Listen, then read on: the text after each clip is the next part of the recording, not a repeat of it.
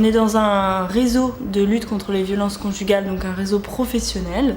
Et donc on se coordonne avec différents services, le scolaire, la santé, le commissariat, le point d'accès au droit et les services sociaux. Ouais. Et donc en fait on se coordonne donc nous pour orienter les gens quand on a des prises en charge individuelles de personnes victimes ou auteurs de violences. Et on organise, on profite de la journée du 25 novembre pour avoir une portée cette fois plus collective. Maintenant moi je vais bien, je suis avec moi, j'ai un enfant, elle a 11 ans. Je suis tranquille, ça fait mal encore. J'ai passé un moment vraiment, 4 ans.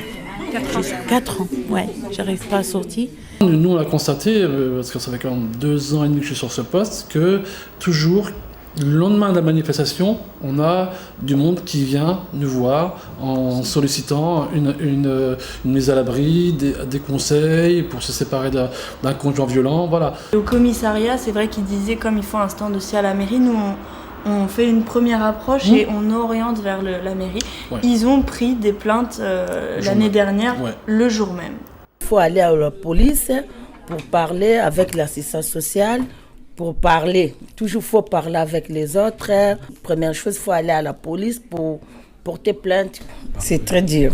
Le 18e, ça fonctionne plutôt pas mal, parce qu'il y a comme un réseau assez bien huilé, bien coordonné depuis plusieurs années. Là, ça permet d'aider pas mal les personnes qui sont en situation de violence conjugale. Et d'être efficace. De ne pas rajouter une violence institutionnelle à cette violence et de pouvoir assez rapidement orienter vers les bonnes personnes, accompagner pour que la démarche se fasse. Quoi. Tout à fait, Parce qu'une fois qu'il y a cette parole qui est libérée, nous c'est c'est vraiment le thème de la journée, c'est oser en parler pour ensuite avoir un accompagnement adapté. Quoi.